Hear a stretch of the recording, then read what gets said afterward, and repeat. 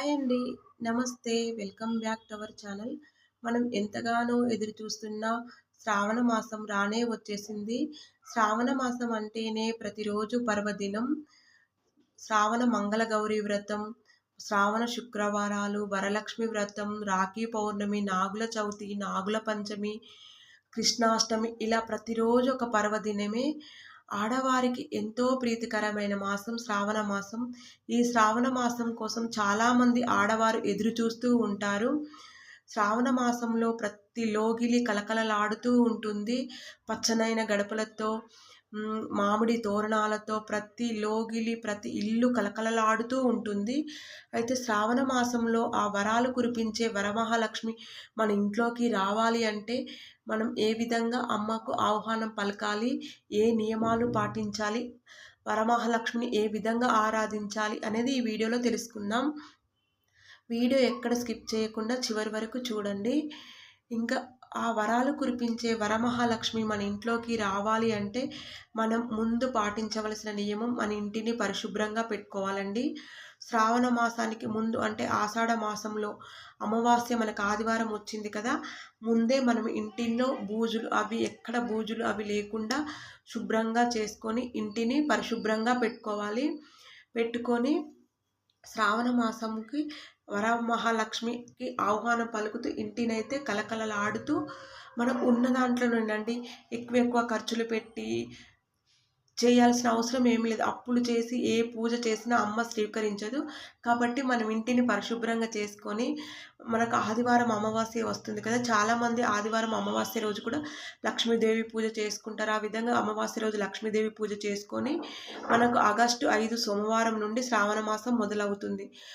అంటే సోమవారానికి ముందు, అమావాస్యకు ముందే ఇంటిలో బూజులన్నీ తీసేసుకొని, ఇంకా ప్రతి ఇల్లాలు సూర్యోదయానికంటే ముందే నిద్రలేచి ఇంటిని ప్రతిరోజు మాఫ్ పెట్టుకొని అంటే తడి బట్టతో తుడిచి స్నానము చేసి శుభ్రమైన బట్టలు అంటే శినిగినాయి అలాంటివి కాకుండా శుభ్రమైన బట్టలు కట్టుకొని గడపకు పసుపు రాసుకొని గడపను చక్కగా అలంకరణ చేసుకొని ఇంటి ముందు ఒక చిన్న ముగ్గైనా సరే అండి వేసుకొని అందులో పసుపు కుంకుమ రంగులు వేసి చక్కగా అలంకరణ ముగ్గు వేసి, ఏ ఇంటిలోకైతే పచ్చనైన గడపకు పసుపు రాసుకొని గడప పచ్చగా ఉంటుందో, ఇంటి ముందు ముగ్గు ఉంటుందో ఆ ఇంటికే లక్ష్మీదేవి వస్తుందండి. తోరణాలు కట్టుకొని, మామిడి తోరణం కట్టుకొని, గుమ్మానికి చక్కగా మామిడి తోరణాలు కట్టుకోండి. ఈ విధంగా ఇంటి గుమ్మము కలకలలాడుతూ ఉంటే ఆ ఇంటికి లక్ష్మీదేవి వస్తుందంట.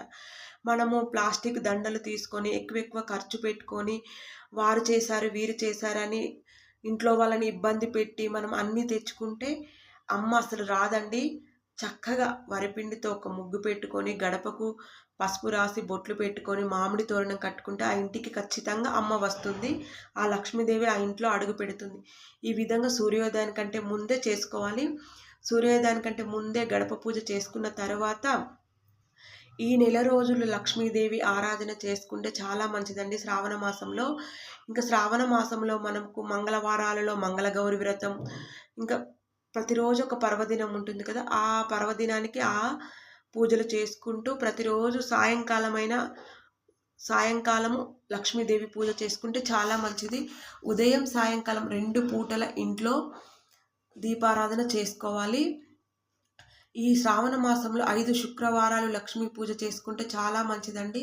అంటే శ్రావణ మాసంలో లక్ష్మీ పూజ శ్రావణ మాసంలో మొదలు పెట్టుకొని ఈ శ్రావణ మాసంలో ఎన్ని వారాలైతే వస్తాయో అన్ని వారాలు వీలైన వారాలు పూజ చేసుకొని మిగతా వారాలు మనము భాద్రపద మాసంలో చేసుకోవచ్చు. ఈ శ్రావణ మాసంలో 3 వారాలు అయితే 3 వారాలు చేసుకొని మిగతా 2 వారాలు భాద్రపద మాసంలో చేసుకోవచ్చు. మనం ఈ శ్రావణ మాసంలో వరలక్ష్మి వ్రతం కూడా చేసుకుంటాం కదా, అందుకే వరలక్ష్మి వ్రతానికి ఎలాంటి నియమాలు లేవండి. కులాలకు అతీతంగా ప్రతి ఒక్కరు చేసుకుంటారు.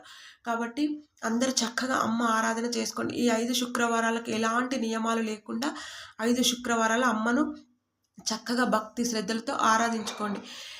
ఎక్కువ పువ్వులు తీసుకొచ్చుకోవాలి, ఎక్కువగా ప్రసాదాలు వండాలి, బంగారం కొనాలి, వెండి కొనాలి, వీటితోటి అమ్మ ఆరాధన చేసుకోవాలి. వీటిని కొని పూజ చేస్తేనే వరమహాలక్ష్మి మన ఇంటికి వస్తుంది అనేది తప్పు అండి.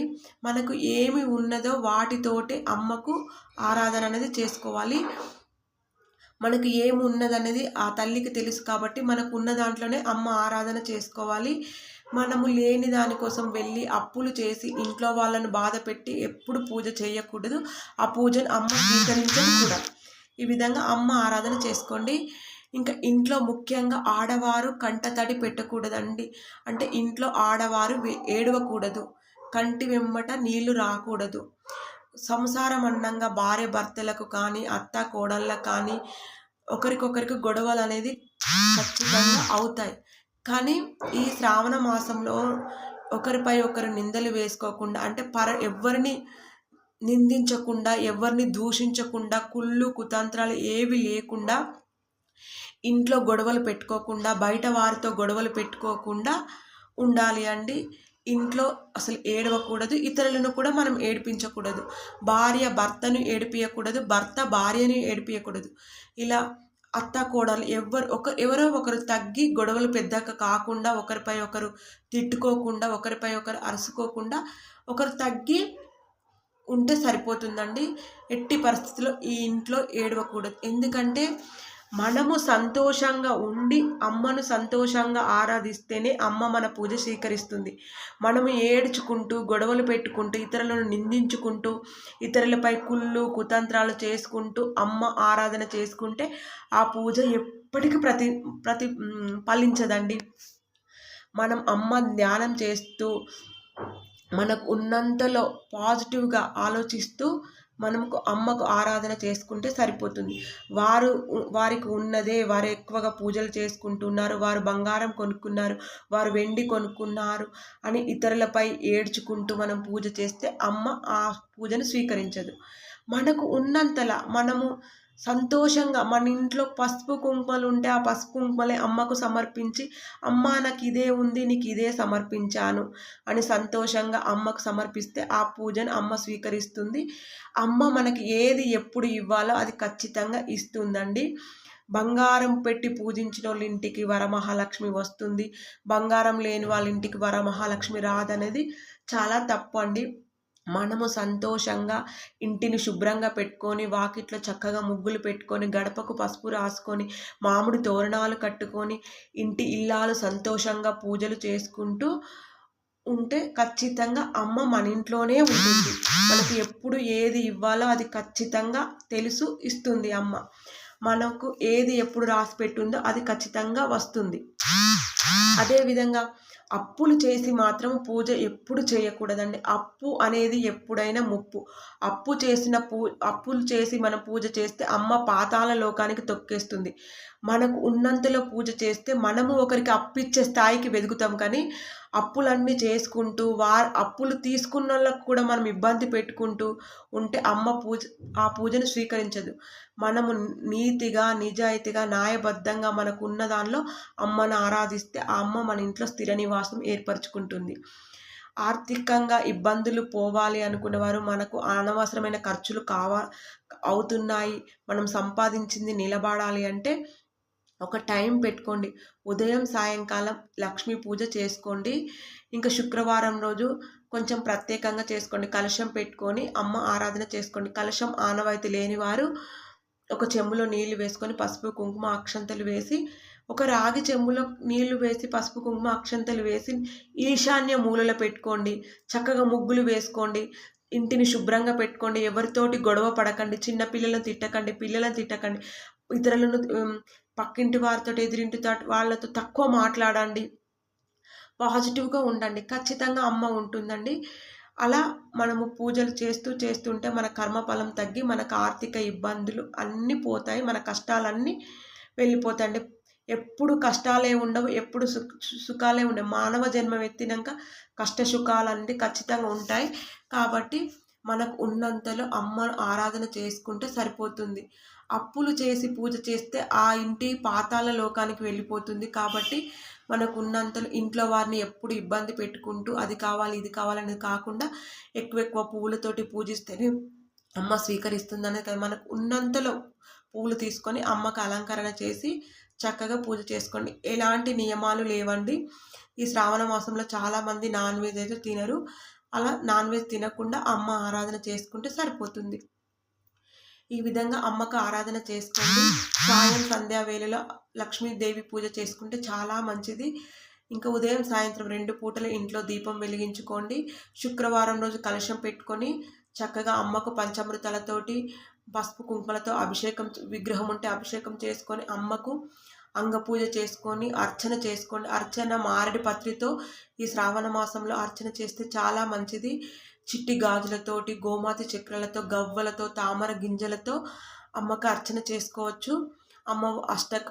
లక్ష్మీదేవి అష్టకము, అష్టోత్తరం చదువుకుంటూ పూజ చేసుకోండి. ప్రతిరోజు కనకదార సూత్రం ఉదయం సాయంత్రము కనకదార సూత్రం చదువుకోండి. ఒక టైం పెట్టుకొని కనకదార సూత్రం అనేది చదువుకోండి. కనకదార సూత్రం చదువుకుంటే మనకు ఆర్థిక ఇబ్బందుల నుండి బయటపడతామండి. ప్రతి ఒక్కరికి డబ్బు అనేది అవసరము. డబ్బు లేనిదే మన మనుగడ జరగదు. కాబట్టి మనకు అనవసరమైన ఖర్చులు కాకుండా మనం సంపాదించింది మనకు మిగిలాలి, మనము ఒకరి దగ్గర దేహి అని చేయి చాపకుండా బతకాలి అంటే లక్ష్మీదేవి ఆరాధన మనకు ఉన్నంతలో చేసుకుంటే ఆ అమ్మ మన ఇల్లు వదిలి వెళ్ళిపోదండి. అమ్మను చక్కగా ఆరాధించుకోండి. వరలక్ష్మి వ్రతం కూడా ఆనవాయితీ ఉన్నవారైనా లేనివారైనా చేసుకోవచ్చు. ఒకవేళ మాకు ఆనవాయితీ లేదు, మేము చేయలేము అనుకునేవారు లక్ష్మీ పూజ చేసుకోండి. కలశం పెట్టుకొని పూజ మందిరంలోనే పూజ చేసుకోండి. ఆ విధంగా చేసుకోండి. ఎక్కువ ఆర్భాటాలకు వెళ్ళి ఎక్కువ డబ్బులు ఖర్చు పెట్టి పూజ చేస్తేనే అమ్మ పూజ స్వీకరిస్తుందని అపోహను వదిలిపెట్టి ఉన్నవారు చక్కగా చేసుకోండి. మీకు ఎంత ఉంటే అంత అలంకరణ చేసుకొని పూజ చేసుకోండి.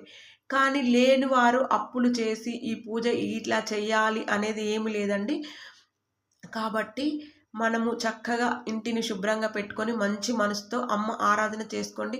ఎక్కువ అన్నం కూడా వృధా చేయకూడదండి. అన్నం అస్సలు పడేయకూడదు.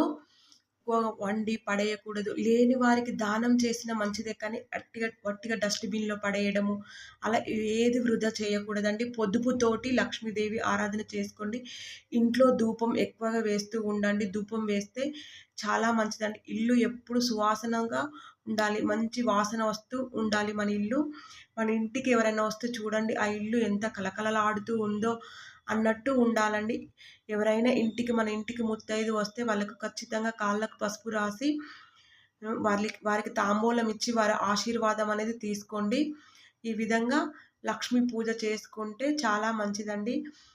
లేని ఆర్భాటాలకు పోయి అప్పుల పాలు కాకుండా మనకున్న దానిలో అమ్మ ఆరాధన చేసుకుంటే అమ్మ ఆ వరమహాలక్ష్మి మన ఇంట్లో వరాల జల్లు కురిపిస్తుంది. ఈ రోజుకైతే వీడియో ఇంతేనండి. మరొక మంచి వీడియోతో మళ్ళీ కలుసుకుందాం. Thank you for watching. మన ఛానల్ని సబ్స్క్రైబ్ చేసుకోండి. ఈ వీడియో కనుక మీకు నచ్చినట్లయితే ఒక లైక్ ఇవ్వండి. Please support me.